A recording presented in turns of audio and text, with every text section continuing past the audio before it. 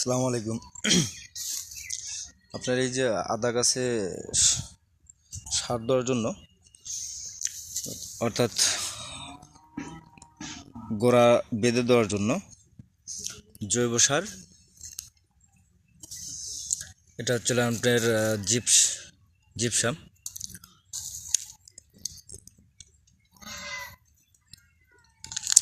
এটা রোটন, স্লোবার ব্রোন। এটা হচ্ছে আপনার স্প্রে করে দিতে হবে গোড়াতে, কারণ সার দেওয়ার পরে গোড়া পচন ধরার সম্ভাবনা বেশি থাকে। আর এখানে এই যে রাসায়নিক সার,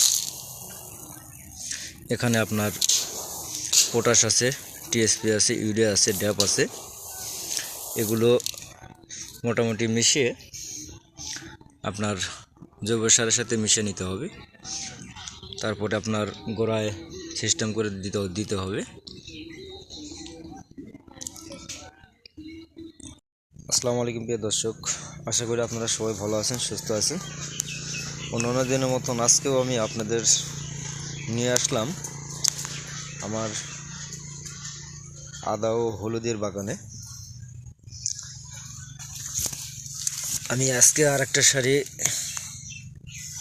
গোড়া বেঁধে দেওয়ার জন্য মাটি সরাইছি।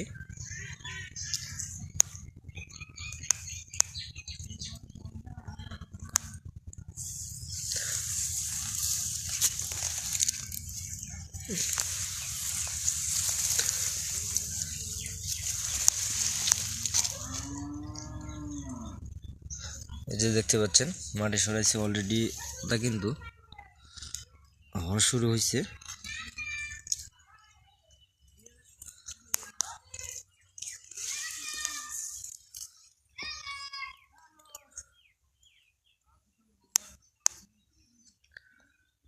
দেখতে পাচ্ছেন এগুলো কিন্তু মাটি সরাইছি।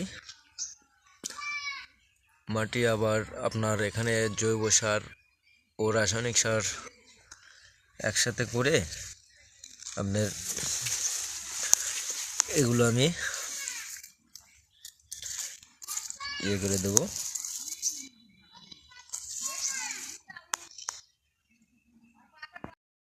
আসসালামু আলাইকুম প্রিয় দর্শক, আশা করতেছি আল্লাহর রহমতে আপনারা সবাই ভালো আছেন। আলহামদুলিল্লাহ আমি অনেক ভালো আছি। আমি আমার বাগানের মধ্যে বসে আছি। যে ভিডিওটা দেখতে পাচ্ছেন এটা হলুদ গাছের ভিডিও। আমি এই হলুদগুলো আপনার মোটামুটি 3 মাস হয়নি, 2.5 মাস বা 3.5 মাস এরকম আগে রোপণ করেছিলাম। তো যাই হোক, কাজের ব্যস্ততার কারণে এই আদা গাছের খুব একটা যত্ন নিতে পারি নাই, প্লাস আপনার গোড়া বেঁধে দিতে পারি নাই। তো যাই হোক, এখন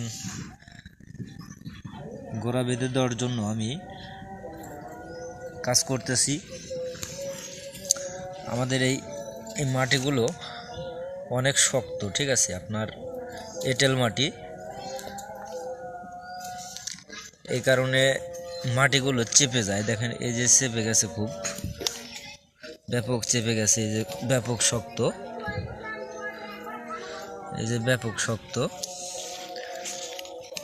তো যাই হোক, আমি কষ্ট হলেও মাটিগুলো সরিয়ে দিচ্ছি।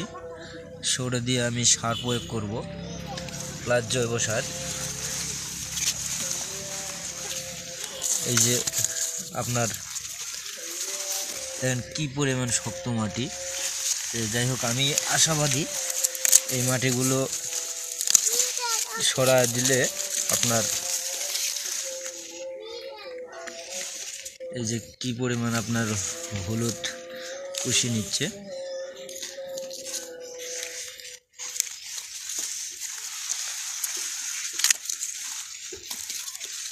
আশা করতেছি ভালো ফলন এখান থেকে আমি পাবো, আমি আশাবাদী। কি পরিমাণ হবে, আমার জীবনের ফার্স্ট এই আবাদ করেছি। তো অবশ্যই আমার জন্য দোয়া করবেন। দেখেন এই গাছটাতে অনেক, তো অবশ্যই আমার জন্য দোয়া করবেন, আমি যেন এখান থেকে ভালো কিছু করতে পারি।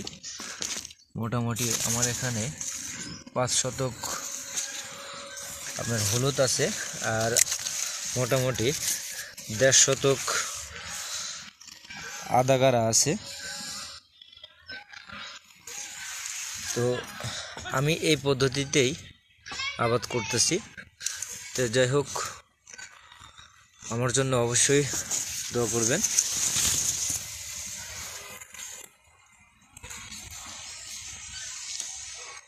ভালো থাকবেন। আসসালামু আলাইকুম।